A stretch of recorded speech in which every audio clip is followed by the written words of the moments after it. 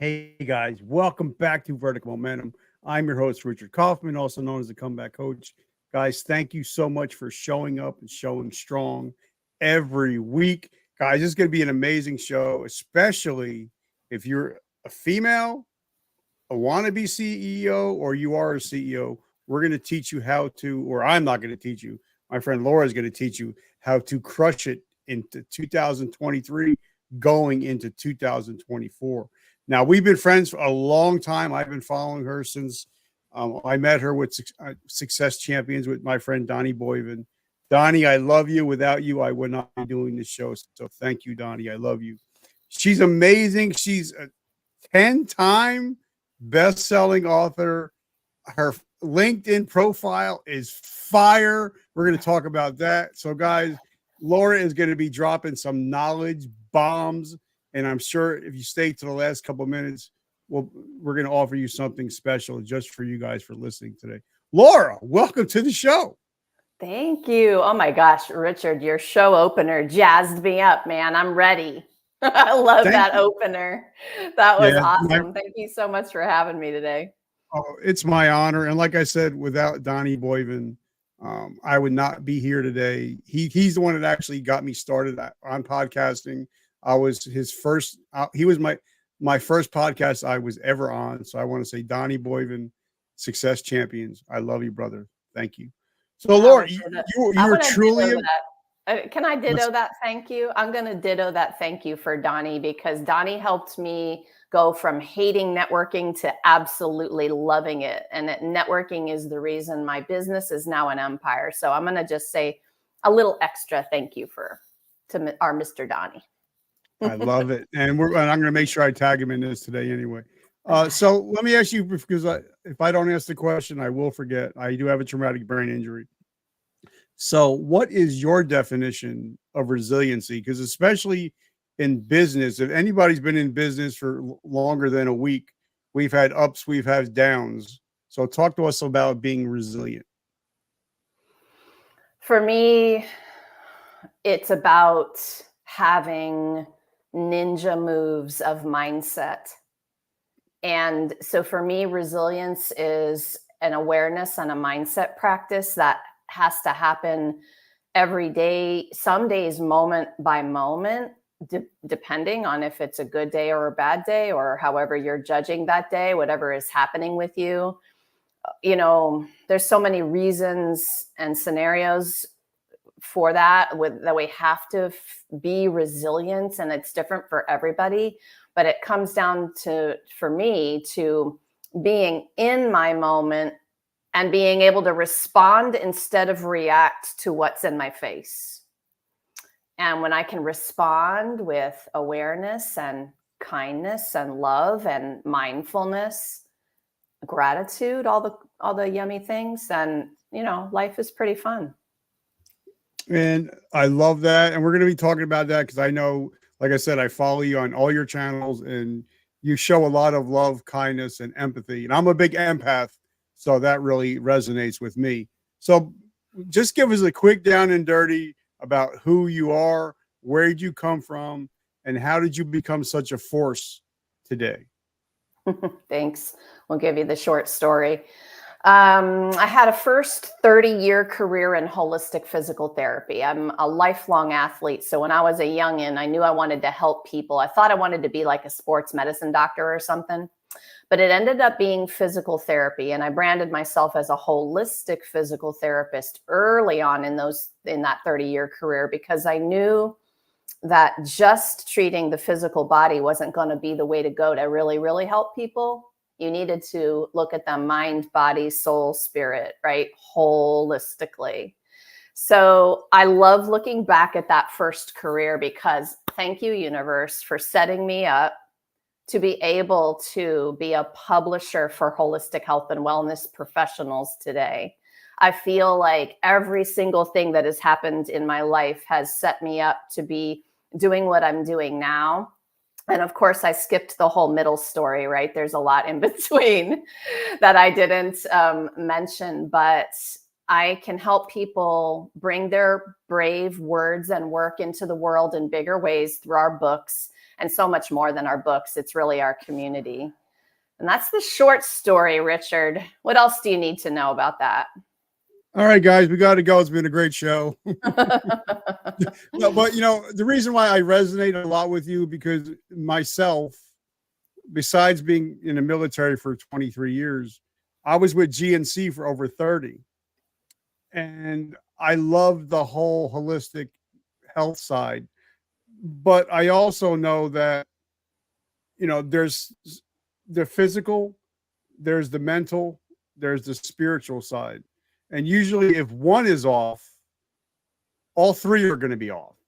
And I know that's something that you really hit on a lot, that if one of those aspects of the triangle are off, then pretty much they're all going to be off. Is that something that you really talk about and really notice? That's, the tagline around here is we're waking the world up to what's possible for healing. And what's possible sits in what you just said, that there might be this other aspect that you haven't explored that could be the reason you're having your pain or whatever it is, right? When people would come in with pain into the physical therapy clinic, let's say they came in with back pain. And first of all, if I didn't look at their entire system, that entire physical, myofascial, three-dimensional connected body, if I didn't look at their neck and their feet, I might be missing a huge piece to what is up with their back. But the other big thing about this is if I didn't ask them how their week was, maybe I don't know that they lost a loved one or lost a job or having some sort of stress or mental or emotional issue, then I'm going to miss a big opportunity to help them feel better and heal in their back. And so, we're talking about the way that you help people holistically. You need all of those areas, and you need to understand that they're all integrated. I have met people who've been to 10 doctors, can't figure out the pain.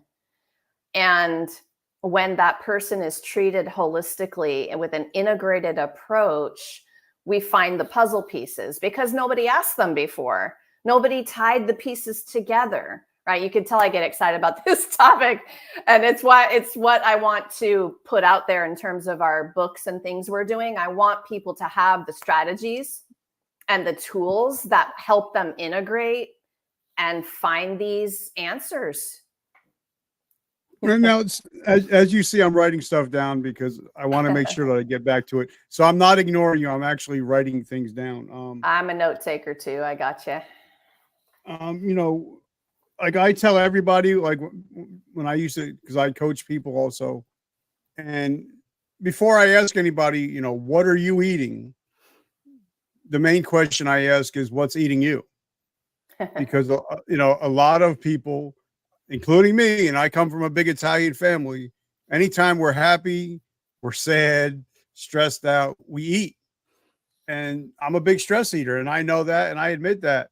So, but that's why I ask a lot of people when they're trying to get healthy, well, what's eating you? Why are you, because emotional stress can cause you to gain weight because your stress hormones. It can, cause you to eat more, eat less, not sleep. So talk to us a little bit about, what's eating you and not what you're eating. Yeah, it can cause a lot more than weight gain, y'all. Like it can cause chronic pain and stress, fatigue, all the things, right? So you want to know what's eating me right now? Is that the question? Well, no, I just want, because a lot of people, because everybody knows January 1st is coming. Everybody's new me bullshit. And, everybody's going to go to GNC and spend hundreds of dollars, join the gym, buy all new stuff. And then you'll never see them again after March or April. So talk to us about, getting healthy mentally while also getting healthy physically. Yeah, thanks. It's really important. I don't like to use the M word, meditation, but I'm going to do it. And I'm going to tell you all that getting still so that you can even listen to the voice of your own heart and soul is really super important. And some days that feels impossible because there's so much pain, physical pain, mental pain, emotional pain. And so when you get still and you inhabit your body for the first time, probably in years for some of you, you're going to begin to feel all those things. All those messages are going to come up. But that is your natural way that your body mind will begin to heal, is to bring those things to the surface so that they can be released. This is a complicated process. So I want to start with just that nudge to take a full breath and get still. And even if it's for 2 breaths, you get a gold star, because everyone's going to be on the spectrum of ability to do this. There are people who can sit for an hour, and there are people who can only take 1 deep breath and they're already overwhelmed because they're feeling. And we've been taught not to feel. Plus, we've had traumas, mental, emotional, physical, that mess up our ability to feel and heal. And so, I know, Richard, like a lot of the times you need guidance, and you need professional expert guidance to help you into the places that you feel are impossible to go on your own. But I would say my form of the M word that is journaling. And so in the mornings, I will sit and I'll just get quiet, whatever that means for me. No rules, guys. You don't have to sit on a pillow and chant Om the whole time, right? You can just sit in your favorite spot in your house with your favorite cup of coffee and just breathe a couple times and stare out the window at the beautiful fall leaves right now. And just allow yourself the time to be, right? That's the beginning. And again, that is a very, very short story for a beautiful, loaded topic that we could go off on. And guys, just make sure you're drinking Vertical Momentum coffee. I'm just saying. Oh, I want some. I want some. For me, and my friend, a couple friends that I have, John McCaskill and Will Schneider, they saved my life by teaching me how to meditate, even if it's just 2 minutes. Like if I get up in the morning, in the middle of the night, go to the bathroom, whatever, the 2 minutes when I get back in bed, I just give thanks. I say, Lord, thank you for the day you've given me. Thank you for my health. And I go through my mantras, my gratitude list, even if it's just for 2 or 3 minutes, because I know the house is quiet. My bride is sleeping. I don't have a phone on. I don't have the computer on. So even if it's just that 1 or 2 minutes of just quietness, I feel the difference, and it's changed my life ever since I've started doing that. But let me, before we even get started because I want to talk about, female CEOs and how we can empower them. I want to thank my cousin, Andrea Kolank, and her business is down below. They've been in business for almost 30 years, helping people keep their vehicles safe. Because my dad came off the boat from Italy, and he always said you need a good mechanic, a good doctor, and a good lawyer. And so they're the best mechanics that we know, and they're not cheap, guys. They're not cheap, but the best thing about them is they fix it once, you fix it right. You don't have to go back and get it fixed again. So, guys, if you're in Bergen County, New Jersey, check out E&H Friendly Service. And Andrea, I love you, cuz. So now, and she's a female CEO. So without her, that company doesn't run. And my wife is the CEO of my business and of my life. She runs everything. She just tells me where to go and what to wear. Other than that, she's the CEO of our life and our kids and everything. And I think that, a lot of females will make great CEOs because a lot of them are so much more detail orientated than men. So what are you seeing in the workplace? Because I'm starting to see a lot more CEOs, CFOs, females starting to move up in those positions, and they're very warranted. Especially, I'm a big sports guy. Now I'm starting to see NFL, Major League Baseball, NBA, even WWE. They're starting to move up in the ranks. So talk about empowering female entrepreneurs. I love to think that this is this is happening and it's changing the world because the mentality is more collaborative and community oriented. And it's, women once upon a time were those medicine women of the tribe. We were the people who were caring literally for other people in the community in all the different ways that we do. Men and women both do that in our society, but we're definitely not doing business as usual, and I'm glad for that. Kind of want to disrupt that a little bit.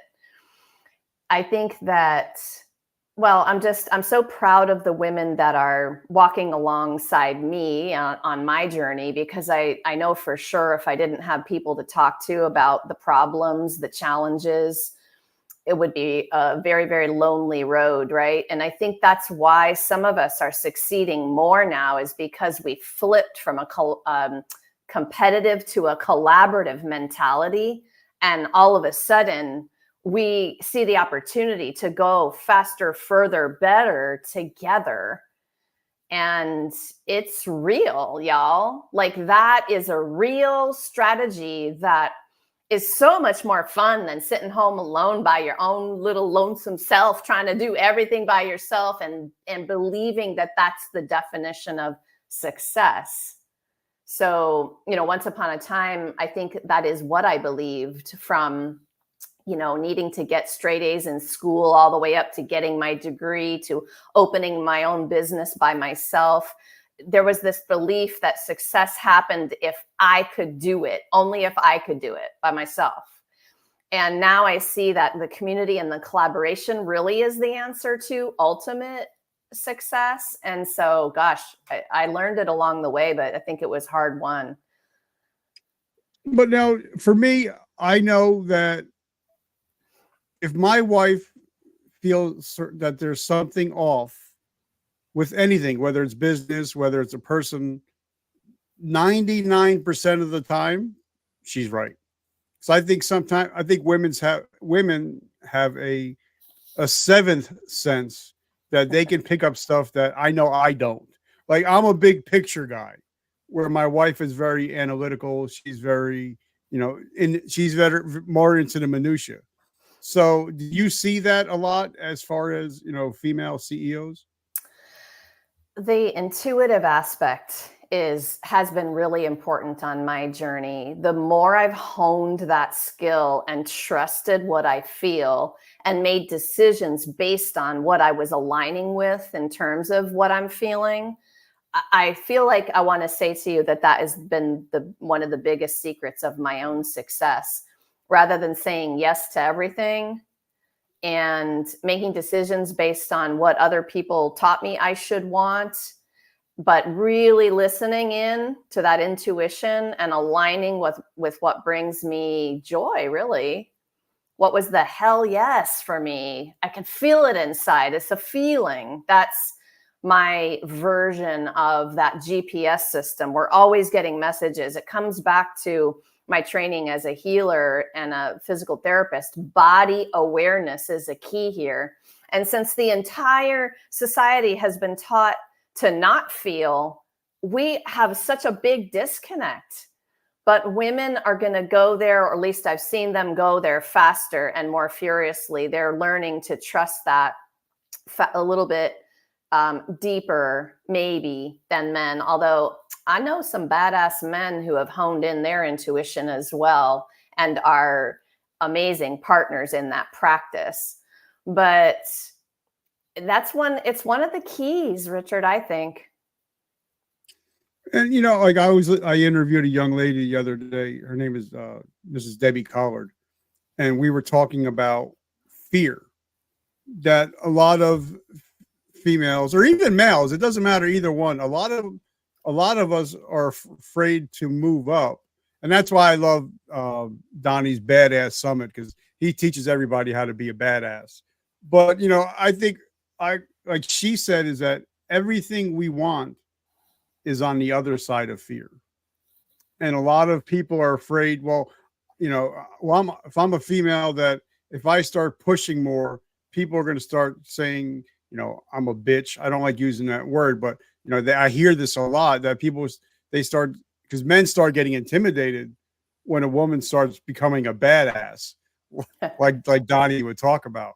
So how does a person like that overcome the fear and start becoming a badass? Oh gosh, there's so many like directions to go with this. So y'all know I wrote a book called How to Have Fun with Your Fear. Okay, that's one of my books. So, and the reason I picked that fear topic was because I was learning what purpose-driven fear inside of me felt like.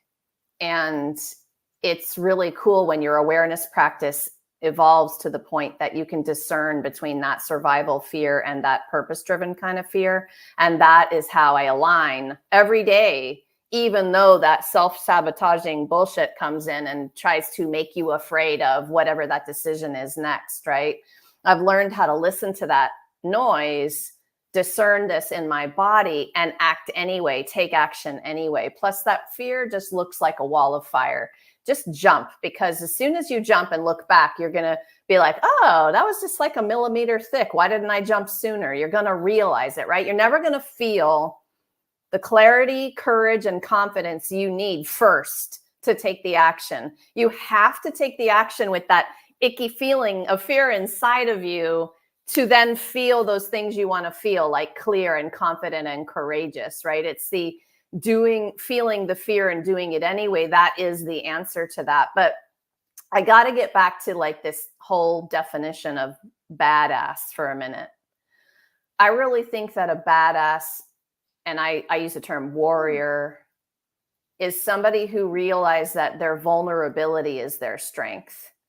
And I think that's why female CEOs moving up in the world are changing the world, because they aren't afraid to be themselves, or they're practicing being themselves and being more vulnerable in their sharing and all of the things. Like, I feel like I'm listening to talk about being that badass in a group of men, and it just gives me this feeling of, no, that's not the kind of badass I want to be. I just want to be my full-on sexy hippie goddess vulnerable self in that room. I want to be myself. I don't want to be like all the other badasses or CEOs in the world. And being myself, being brave enough to do that makes me a badass.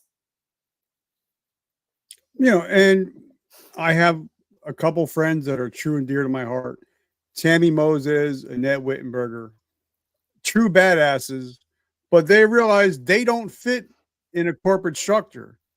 So they had to go out and become the CEO of their own company and the CEO of their own lives. So talk about that, because sometimes you may, like me, I'm not a great corporate guy. I'm not, because if you tell me I can't do something, I'm going to do it. I'm going to take pictures to show you why I did. And somebody said, well, you'll never become a top podcaster. I think now we're in the top 0.5%, because I didn't believe that I fit into any kind of structure. And that's something that Donnie taught me. So talk about, sometimes you have to go out on your own and forge your own path to become the goddess, like you said, to become the CEO of your own life and the business. I think a lot of times you have to do that. I know one of the other people that brought us together was Justin Breen. And for some of you who know Justin, he makes you take the Colby test to talk with him. He wants to talk to visionaries, quick start visionaries, to be very specific. So like when I took that test, and before I took that test, I would always call myself an alien in terms of what you're talking about. I never felt like I fit in anywhere. I was always going to be my own boss. From a very, very early stage in my physical therapy career, I realized working for someone else was torture for me. It felt horrible. And so I went out on my own in that career pretty early on, and was more and more successful as I made my own rules, right? But when I met Justin and he's talked a little bit about the Colby, and I was kind of understanding that visionary mindset, a couple of pieces clicked into place. I'm like, oh, I got to know this about myself. And then when I know that about myself, I know those strengths, I can be pretty unapologetic about the path I take. And it might be the path of entrepreneurship for many of you, or it might not, and that's okay too. Right. So I think it just gets back to that self-development, self-discovery, inquiry, be curious about how you're feeling about things. And then if that's for you, it's time to get over that purpose-driven fear and make a move, do it, right? Yep. And I totally believe that. Like I wrote a post this morning before we even got on. It said, if God chooses you, he doesn't care about your qualifications. So, a lot of people think I have to be so qualified to do something, where Alex Hormozy wrote an amazing book, 2 amazing books recently. And something that I learned from him, and I'm interviewing his partner next in the next hour or so. And he talks about, if you are just 1 or 2 steps ahead of somebody else, then you're a teacher. You can start a company. You could be a CEO. As long as you're ahead of somebody else, you can create value. And I think a lot of people, they wait for the perfect time to become a CEO. And there's no perfect time, guys. If you're watching this, there's no perfect time to become a CEO, right? Imposter syndrome gets in the way of people. And I agree with you. You can be a couple steps ahead and help bring your friends up with you, and also you made me think of learner's mindset, right? I'm a martial artist, and in the Taekwondo world, learner's mindset was so huge. Like when you earned your black belt, you didn't figure out what you knew. You figured out what you don't know at that point. And so I took that idea and I've just pulled it into my life. No matter what stage I'm at, I can help somebody else, right? And I can be helped by somebody else who's a step or 2 ahead of me. And so it just gets back to the idea of community. If we can help each other, we're going to help more people. But something you just said, because I lost my 80% of my vision a couple of years ago, and my hearing has got a lot better. Not according to my wife, but I think my hearing's gotten better. But I key in on certain words, and you talk about how, I'm just paraphrasing. Like I got a cousin, and she always wants to be the smartest person in the room. Me, I'm the opposite. I want to be the dumbest person in the room. If I'm going to be able to go sit with Richard Branson, Steve Sims, Greg Reed, I already know what I know. I don't know what they know. So, I want to be in a room with people that are way smarter than me. And I think a lot of people get intimidated by not getting into those rooms. And, it's kind of like going to Donnie's Badass Summit. You want to be in a room with people that are higher than you, so you can learn from them, because you can't learn from somebody that you're higher than, So talk about that a little bit, about, sometimes you have to get into different rooms, because if you're the smartest person in the room, you need a better room. Yeah. And I think you made me think of something that I hadn't thought of before just now, because I think I typically would agree with you on that, but the smarter is a little bit of a trigger. What if it was just about life experience? No matter what kind of income you've achieved in your business, which is really what I think people mean when they say smarter, like they've had a certain level of success that you haven't achieved yet. Does that mean they're smarter, or they've figured things out and you can't? Well, they definitely know things, and they have experiences where they can guide you and say, oh, have you tried this yet? And I love that. But I also think every single person in my life is somebody who's a teacher. So if my mindset is just, I don't know if they're smarter than me or not. I don't know if they've gotten to this place where I want to go, but I know for sure they have something to teach me. And so there's just those 2 ideas together will shift your whole world when you walk into a room of people. And you were mentioning your friend who loves to be the smartest one. I guess I would say I love to teach and help Also, I love to pay forward what I've learned about publishing and healing and all the things. And sometimes I have to kind of pause myself and say, what could I learn from these people also, right? So there's always this dance, this back and forth dance. And I think that's the awareness that helps us do that. Well, the only reason why I brought that up because I wrote Justin's name down because, you know, I'm a ninth grade dropout. I've read over 6,000 books. I've read every book that you've ever published. I've got 18 books going right now and 2 audio books. But when I just sat down with Justin for 30 minutes, I felt like I knew nothing.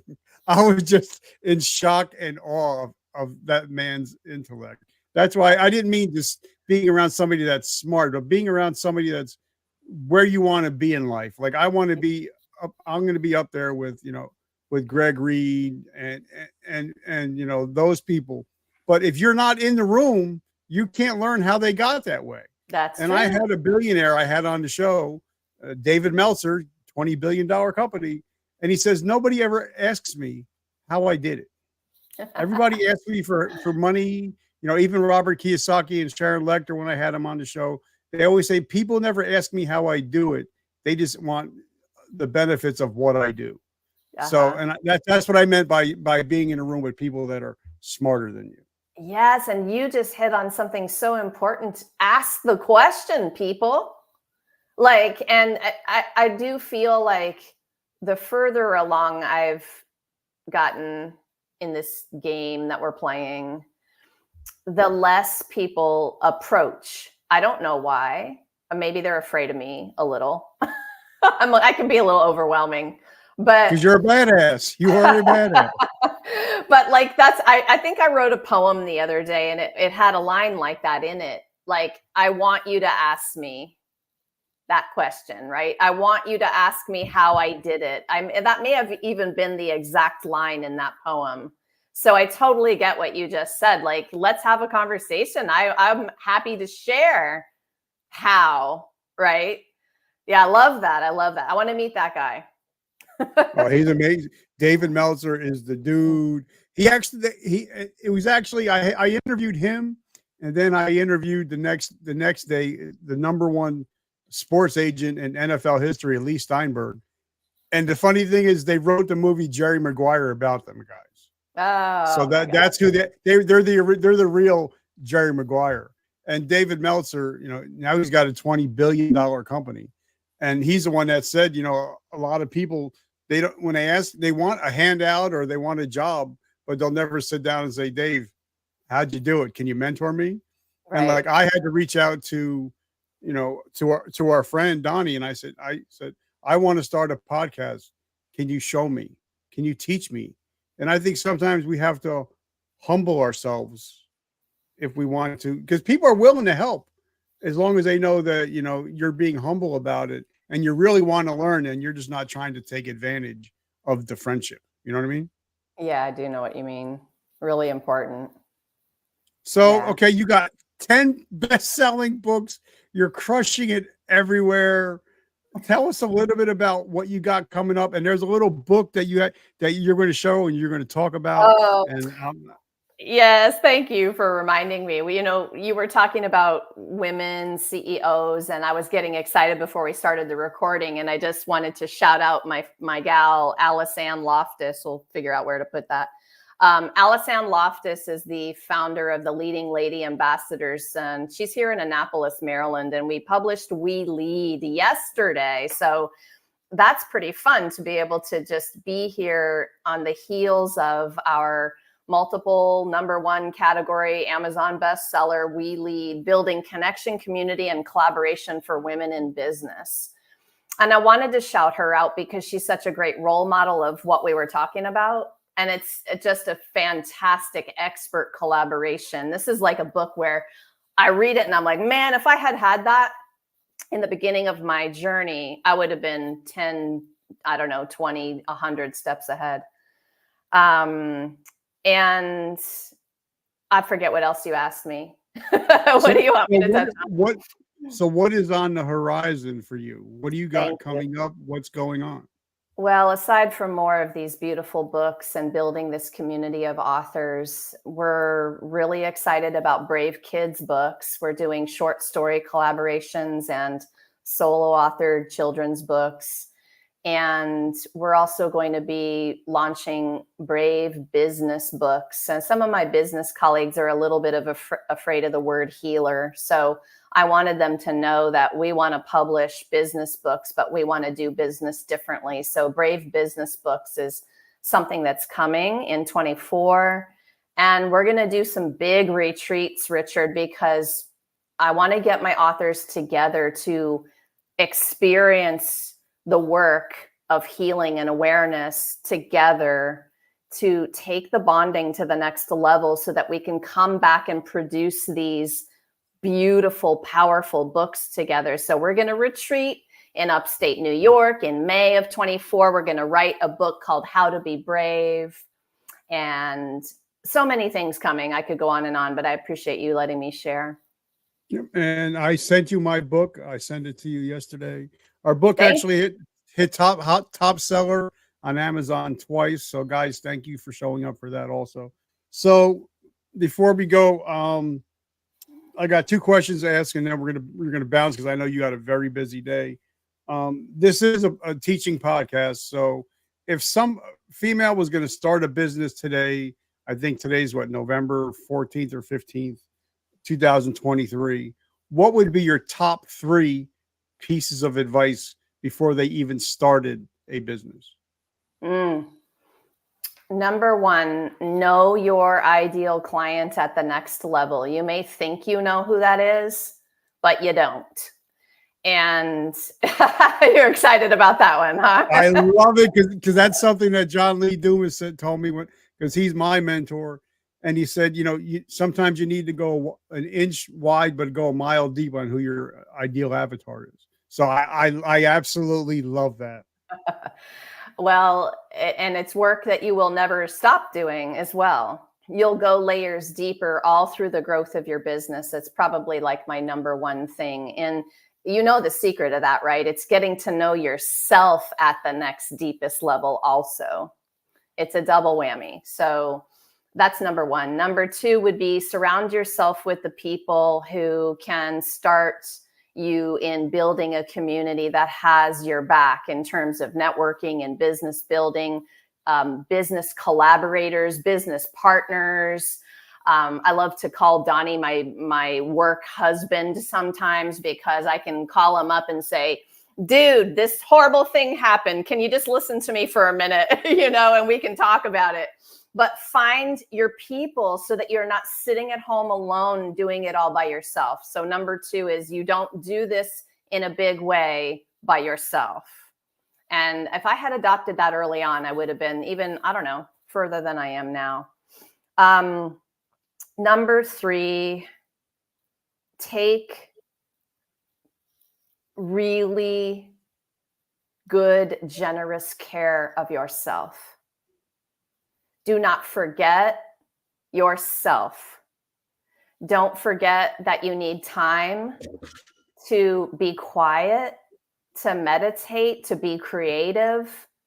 And if you've gotten bogged down in a schedule that is draining you or burning you out, even though you love what you do, you're headed into the pit. So take generous care of yourself so that you can do that for everybody you love and serve. I love that. And that's why I don't know if you guys can see this, but I keep a cup here. It's my own cup for my company, but I keep an empty cup on my desk because I realize that if my cup is empty, I can't pour into you. So I always make sure that when I tell everybody, make sure your cup is full, because you can't pour into somebody if your cup is empty. And just like I fly a lot, they always tell you to make sure that you have your oxygen mask on before you help somebody else with their oxygen mask. So I love that you said that. So last question is, how do we find you? How do we support your mission? Thank you. Come on over to bravehealer.com. You can find me on Facebook, Brave Healer by Laura. Find me, Laura DeFranco, on LinkedIn, Brave Healer Productions everywhere. I'd love to chat with you about your books and your business ideas. And Richard, thank you so much for what you're doing for people like me to help me get the word out. I really appreciate you. I love it. And guys, make sure you check out her Instagram. It's fire. I actually binge watched about an hour and 15 minutes of your videos on Instagram. So guys, make sure you check her out on Instagram, LinkedIn, and Facebook. If you want a better life, make sure that she's in it. Laura, thank you so much that we finally got a chance to hang out. I appreciate you so much. Thank you so much, Richard. Right back at you. Thanks for what you're doing in the world. I love it. So guys, like my t-shirt says, you can't, oh, you might be able to see it.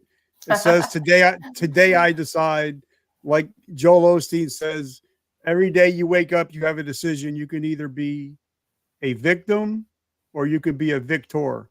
And if you're watching this show, you guys are victors and no longer being the victim. Make sure you guys go to verticalmomentumpodcast.com to get the amazing coffee, t-shirts, hats, swag, books, and this episode will be on there soon. I love you guys. Have an amazing week. And remember, vertical momentum, the only way to go is but up. I love you guys. Laura, have an amazing week. Thanks. You too. Bye, everyone.